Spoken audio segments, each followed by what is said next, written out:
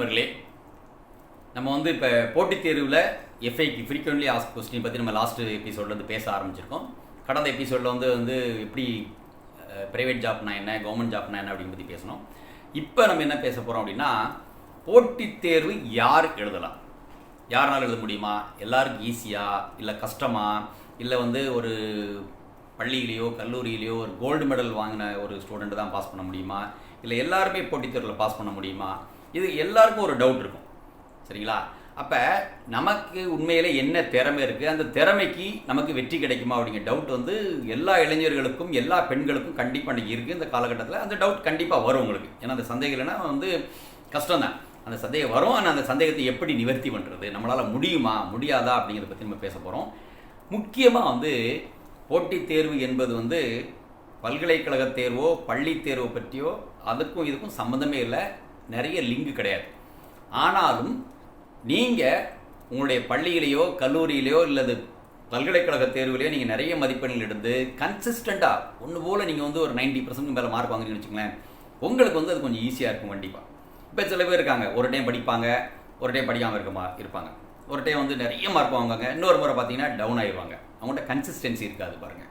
ஒரு நிலைப்புத்தன்மை, ஒரே மாதிரி படிக்கணும், ஒரே மாதிரி மதிப்பெண்கள் எடுக்கணும், அந்த மாதிரி ஒரு விஷயம் நிச்சயம் யாருக்கு இருக்குதோ அவங்களுக்கு வந்து போட்டித் தேர்வு வந்து ஈஸியாக ஒரு பார்ட். ரெண்டாவது, போட்டித் தேர்வு அப்படிங்கிறது வந்து பல பாடங்களுடைய தொகுப்பு. நம்ம பள்ளியிலே கல்லூரியில் ஒரே ஒரு பாடத்தை மட்டும் படிப்போம். அந்த பாடத்தை மட்டும் படிச்சுட்டு அந்த ஒரு குவார்டர்லி, ஆஃப் இயர்லி அல்லது ஆனுவல் இங்கே ஸ்கூலை பொறுத்தளவுக்கு அல்லது ஒரு கல்லூரியை பொறுத்தளவுக்கு ஒரு செமஸ்டர் அல்லது இயர்லி எக்ஸாம் ஒரு 4 புக்கோ 5 புக்கோ படிச்சுட்டு வேலை முடிஞ்சிடும்.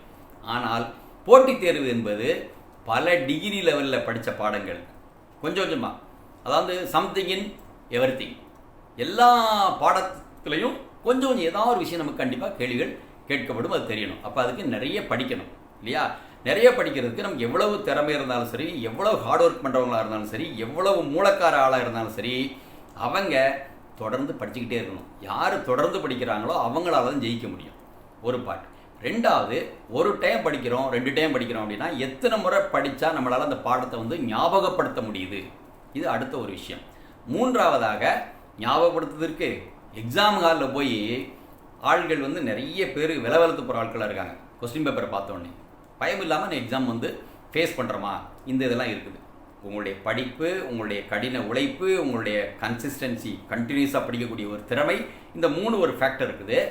அதை தாண்டி வருஷக்கணக்கில் படிக்க வேண்டியிருக்கும். சில டைம் ஒரே வருஷத்தில் முடியும்னு சொல்ல முடியாது. இப்போ சிவில் சர்வீஸ் மாதிரி ஒரு தேர்வு எடுத்திங்கன்னா நீங்கள் வந்து ப்ரிப்பரேஷன் ஸ்ட்ராட்டஜியே வந்து ஒரு 1 இயர் போயிட்டுருக்கோம். நீங்கள் எக்ஸாம் எழுதின பிறகு இன்னொரு வருஷம் வந்து வெயிட் பண்ணிகிட்டே இருக்கணும். அந்த வெயிட் பண்ணுற டைம்லையும் நீங்கள் எக்ஸாம் ப்ரிப்பேர் பண்ணாமல் இருக்கவே முடியாது. So continuity. அப்போ இது ஒரு மாரத்தான் ஓட்டம். அப்போ மாரத்தான் ஓட்டத்தில் எப்படி ஒரு ஸ்லோவாக ஆரம்பிப்பாங்க, அப்புறம் கண்டினியூஸாக ஓடிக்கிட்டே இருப்பாங்க. அதனால் அங்கே வந்து ஸ்லோ பட் கடைசியில் ஜெயிப்பாங்க. இங்கே அப்படி கிடையாது, எப்போவுமே ஃபாஸ்ட்டு தான், ஃபாஸ்ட் அண்ட் ஸ்டடி.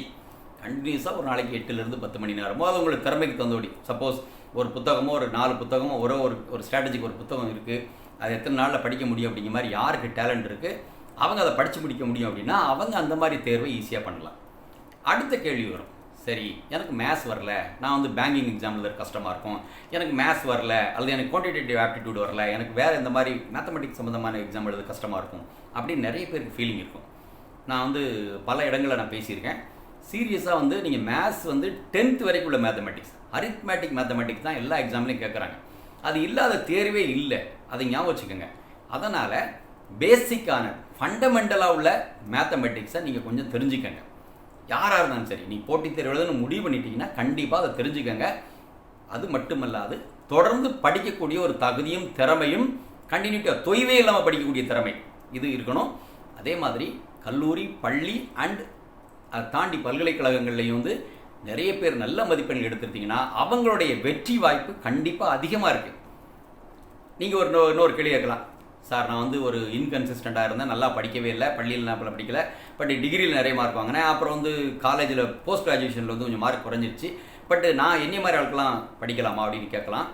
நான் என்ன சொல்கிறேன்னா, இப்போ அந்த 3 ஸ்டேஜில் நீங்கள் கல்லூரியில் நல்ல மார்க் வாங்கினீங்க இல்லையா, அதே மாதிரி ஒரு ஸ்டூடெண்ட்டாக நீங்கள் இருந்து நீங்கள் படிச்சிங்கன்னா தொடர்ந்து உங்களால் அடுத்த ஒரு வெற்றிக்கு, அடுத்த ஒரு இலக்குக்கு நீங்கள் போக முடியும். அதனால் யார் ஒருவரால், மூளை ஒரு பக்கம் இருந்தாலும் சரி, யார் ஒருவரால் தொடர்ந்து படிக்க முடியுமோ, தொடர்ந்து அந்த கடின உழைப்பு செய்ய முடியுமோ, அதே மாதிரி தேர்வுக்கு தகுந்தபடி எப்படி தேர்ந்தெடுக்கணும்னா, இப்போ நிறைய டஃப்பான எக்ஸாம் இருக்குது. இப்போ சிவில் சர்வீஸ் இருக்குது அப்படின்னா, இப்போ ஐஐடி ஜேஇ இருக்குது, நம்ம பார்ப்போம். அந்த மாதிரி எக்ஸாம் எழுதுறதுக்கு பாருங்கள், 12th முடிச்சோன்னு எவ்வளோ பேர் எழுதுறாங்கன்னு பார்த்தீங்கன்னா, அந்த பேஸ் யாரை படிச்சிருக்காங்களோ அவங்க தான் அதில் எழுதுவாங்க இல்லையா? அதனால் அந்த தேர்வுடைய தன்மை என்ன இருக்குது, அந்த தன்மையில் நம்மளுடைய திறமை ஜொலிக்குமா அப்படிங்கிறத கண்டிப்பாக உங்களுடைய பேசிக்காக ஒரு ஸ்வாட் அனலைசிஸ், உங்களுடைய strength, weakness, opportunity and thread, இந்த நாளையும் போட்டு எது ரைட்டு, இது தப்பு, இது நம்மளால் முடியுமா அப்படிங்கிறத ஒரு சின்ன ஒரு டெஸ்ட் மட்டும் பண்ணிங்கன்னு வச்சுக்கலாம், நீங்கள் அந்த தேர்வை எழுத முடியுமா, ஜெயிக்க முடியுமா அப்படிங்கிறதும் நீங்கள் நிச்சயமாக மனசில் வச்சு கண்டிப்பாக ஜெயிக்க முடியும். அதனால் யார் எழுதலாம், யார் எழுதக்கூடாது, யார் எழுதக்கூடாதுன்னு யாருமே கிடையாது. ஆனால் எவ்வளவு எளிதாக அந்த வெற்றி வரும் அப்படிங்கிறது உங்கள் கையில் தான் இருக்குது. அது நீங்கள் தான் முடிவு பண்ணிக்கணும். சரிங்களா? அதனால் நான் எழுதலாம், நான் எழுதக்கூடாது அப்படிங்கிற எந்த கண்ட்ரோலும் கிடையாது. நீங்களே உங்களுடைய தகுதியையும் தராதரத்தையும் பார்த்துக்கிட்டு இந்த தேர்வு நல்லா முடியும் அப்படின்னா அந்த தேர்வு எழுதணும்.